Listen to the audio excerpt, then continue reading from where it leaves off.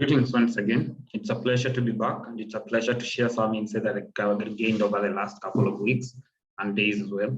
And on this account, actually, for today, I'm going to talk about Young Professionals Empowerment Program.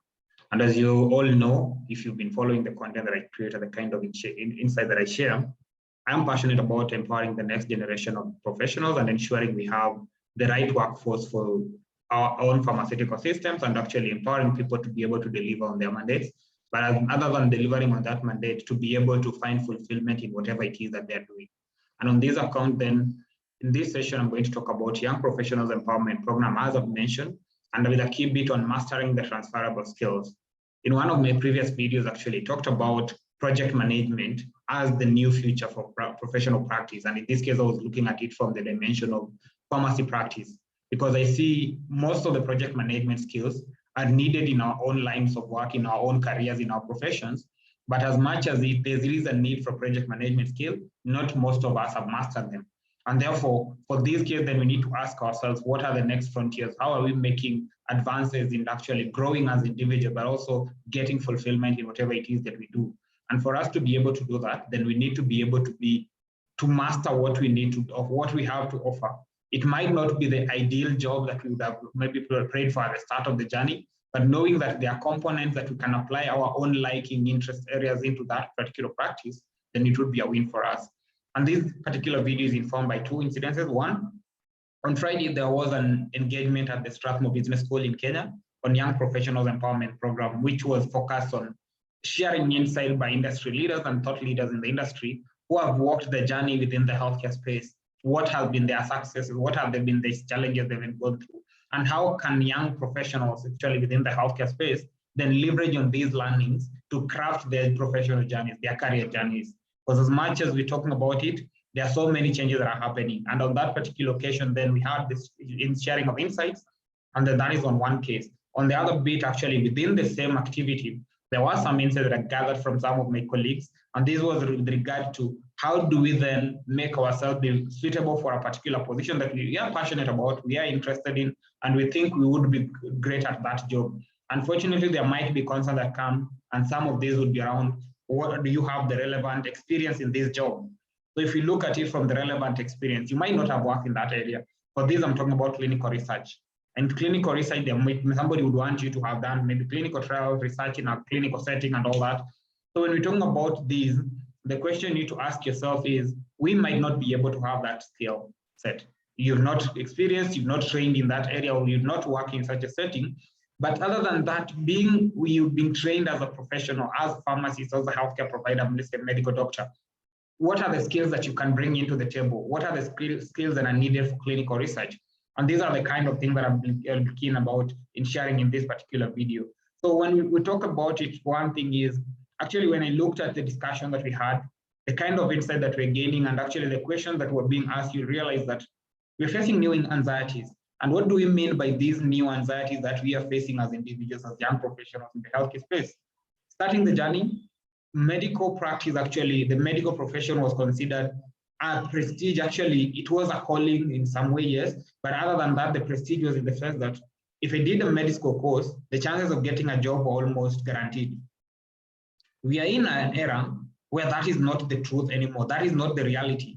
We are having new anxiety because everybody, when you're going through your higher school and all that, everybody told you that go do medicine, go do pharmacy, go do dentistry, go do veterinary medicine and all that, nursing, because they thought by you doing that particular course, definitely you were brilliant enough, you had scored the required grades to be able to pursue that course. But beyond that, they knew with that, you won't have to tarmac a lot in the journey. Therefore, you are guaranteed of a job. That is not the reality anymore. It isn't the reality, and maybe it will never become a reality again.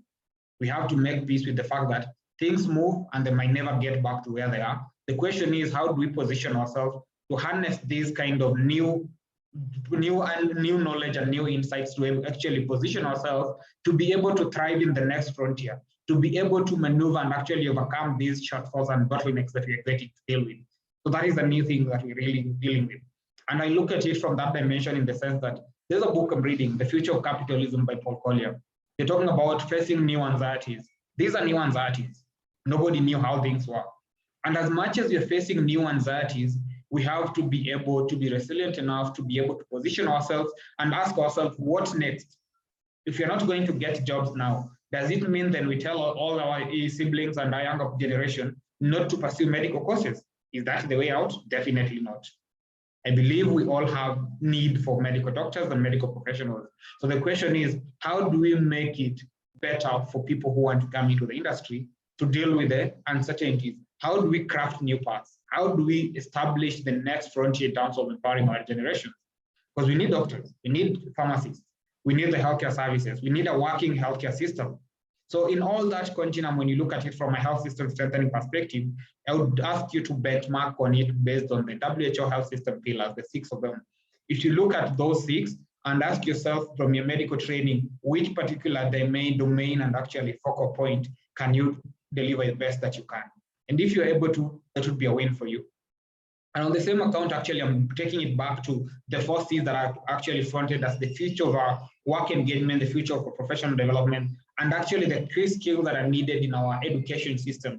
And this is from a book that I read, 21 Lessons for the 21st Century by Yuval Noah Harari. He's talking about the 4 C's, and it was mentioned a number of times even in the Young Professionals Engagement Program we had at Strathmore. And these were collaboration. Over time, it had been about me doing what I can do best and thriving at it. Individualism, selfish pursuits of our own goals. I'm not saying that you don't need to pursue your own interests, but as you're pursuing them, ask yourself, who can I bring into the table to actually augment the efforts of whatever it is that I'm doing? Who is it that has additional insights on what's happening? How do we work together? So we have to need to actually create an enabling and engagement within the pharmaceutical industry or the healthcare space, where we interface with others, we work with each other and deliver on our mission as healthcare professionals. That is collaboration. 2, we need critical thinking.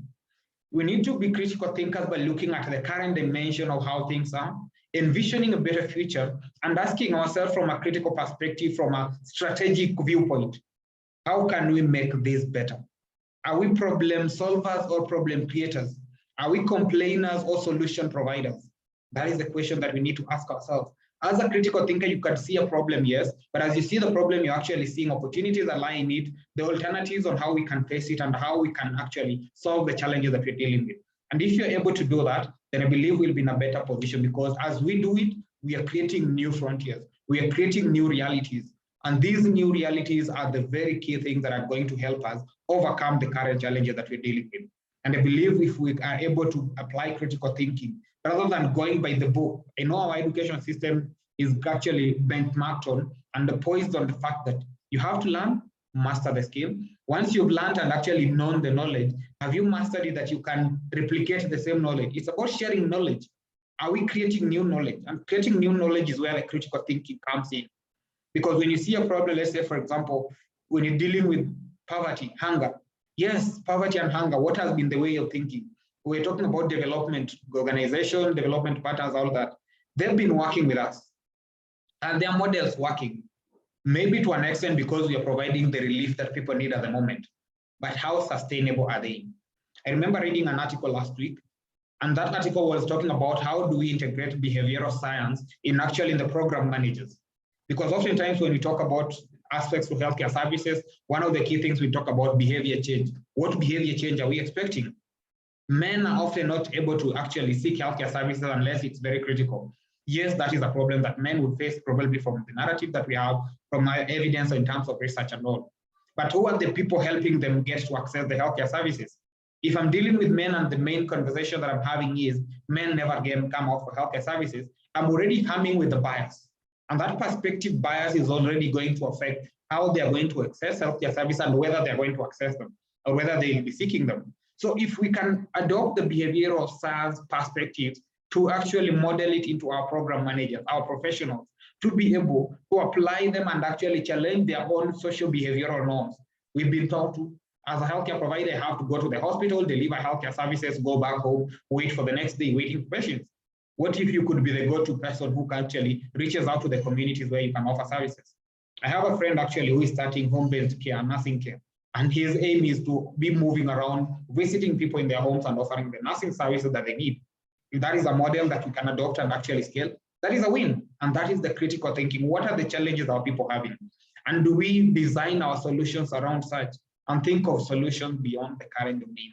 And I think that is another key thing that we need, critical thinking. So I've talked about collaboration, I've talked about critical thinking. Creativity, we need new ways of thinking, and creativity is actually part of what we could look at in terms of critical thinking. We need to think, but also act. We need to think and create solutions. And that is where the creativity, being able to create new ideas, new solutions. And these new solutions should be based on what are the needs, what are our own strengths and the capabilities at a personal level, and how do we make our strengths and capabilities and the skill set that we have match the current needs in the market, so that we are not left out in terms of a lack of employment and all that, not able to grow in our careers and all that, but we are merging our strengths and capabilities and skill sets into what the society needs in terms of the solutions that are needed based on the problems, and that interface gets us an opportunity to thrive and to be versatile, to be able to transform and move with the changes in the dynamics of the environment where we are. And that would be a great bit for us. The last thing that I'm going to talk about in that is the communication. And when we talk about communication, everybody communicates, everybody relates with others. The question that you need to ask yourself when we come to communication is, what is the basis of your communication? Because when you look at communication, is about conveying information from one person to the other and ensuring that the ultimate recipient is able to decipher the meaning, find the value, the right message that you are conveying to them. And that is where effectiveness of that communications come in. And you need to ask yourself from a professional perspective, you are a qualified healthcare provider. Let's say you're a doctor, you're a pharmacist. You're able to deliver quality pharmaceutical care, to be able to design health systems and all that. That's good. It's amazing to have that skill, and we love you for that. And we really appreciate that. But if you can't be able to communicate your capabilities in terms of the skill sets you have to the ultimate employee, if you're looking for a job, chances are you might not get that job. Because the way you communicate it might not be matching the needs. And if it doesn't match the needs of that organization, then it means there's a breakdown in communication. Yes, you have what it needed, but then you're not able to offer it to them because they don't see it in how you communicate it. We'll understand you based on what you've shared with us. So are we able to communicate in a better way? And when I look at communication, the question that I normally ask myself, I'm a blogger, when you can look at the kind of content that I create on WordPress. And one of the key things that I look at it from a communication perspective is, what is the message that I want to convey? If I want to convey my specialties and my capabilities as an individual, then the next thing that I need to ask myself is, this is what I want to convey. Who am I talking to? What is their need? And what do I expect of them at the end of the day, at the end of the conversation? Am I able to close the deal in the sense that this is what David does, this is what David is good at. And beyond what David is good at, I understand the need that you have from your dimension. And therefore, knowing what you need and knowing what capabilities I have, I am able to solve that problem for you and be the real piece to make you get from one level to the next level that you aspire for. And therefore, in that case, the call to action would be, give me an opportunity to serve you in that role. If you're able to communicate in that dimension, then the ultimate recipient has an idea of what you expect of them. They find a need for you because they see how you understand their problem. Actually, you understand the scope of what they do.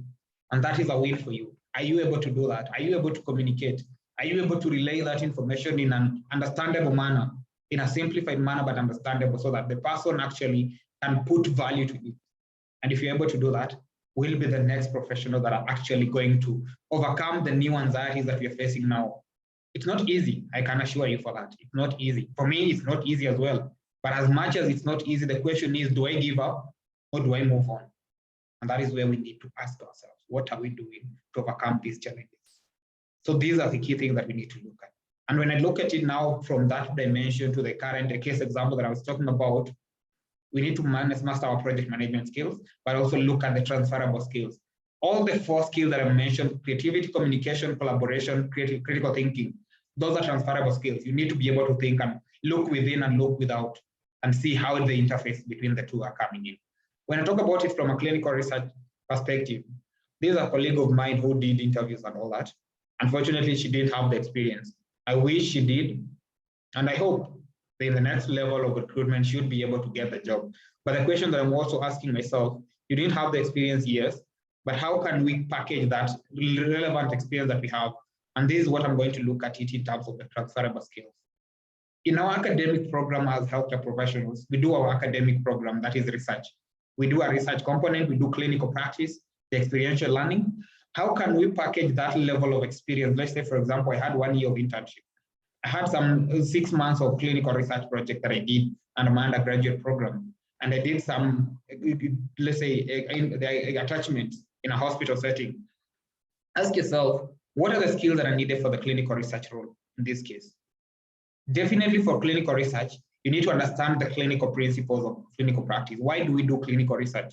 Generating new knowledge, that's one. And beyond generating new knowledge, addressing new healthcare concerns. And these healthcare concerns could be in terms of disease treatment plans for patients, the access to care for a clinical setting. And those are the dimensions that we need to look at. Are we able to get patients the medicine they need in the right manner that they need them? Are the medicines effective or not effective? What are the probable adverse events from those medicines? And are we going to interact with patients? So once you understand that it's about getting the new knowledge that we need from a clinical perspective, then ask yourself, what happens in the clinical setting? You have to interface with patients. What are your patient engagement skills? How often have you engaged with patients?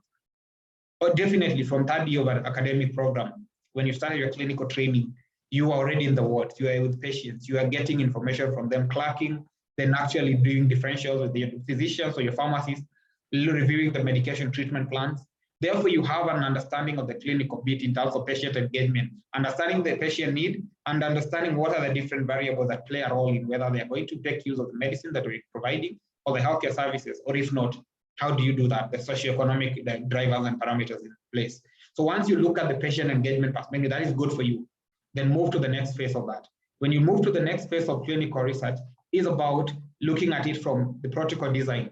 Because at the end of the day, as a clinical researcher, you need to have research protocols.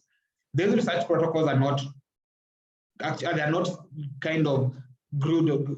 I would say they're not stuck in terms of they are always the same protocols. Protocols are keep evolving. And the protocols, as they keep evolving, you need to understand what makes a good research protocol.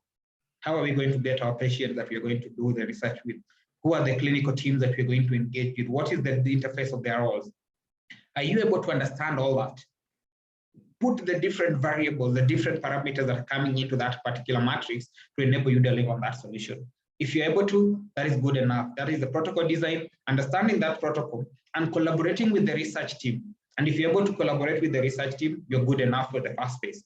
Then the next thing you need to ask yourself, research doesn't happen in a vacuum. And therefore, if research doesn't happen in a vacuum, there are guidelines and protocols that need to be followed. The guidelines, the standards of best practices. And we know the adversities that have happened. We have people who have done so outrageous things, very barbaric, archaic, I would say, that have been hurtful to individuals, but in the name of research. How do we ensure that we have the Helsinki Declaration on good clinical practices enshrined in whatever we're doing? So every country will have a guideline on clinical trials and clinical research, whichever way it has. Every institution obviously has an ethical review board. Do you understand the scope of the role of the ethical review board? What is your interface with that? If you master that, you're able to play it into the game, an end-term game in terms of what you need to achieve from that kind of engagement with them. So are you able to understand the guidelines, the regulatory provisions? And I'll tell you for a fact, you don't have to focus on a particular country unless the organization you're applying for is in a particular country. The ICH, International Community on Harmonization, the ICH has a set of guidelines and documents, and these guidelines are actually forming the benchmark for the international community in all their healthcare research practice and even regulation and submission of medicines and all that. So how do you take advantage of that? Finally, the transferable skills is being relevant and cognizant of the ongoing dynamics and evolving landscape where you operate.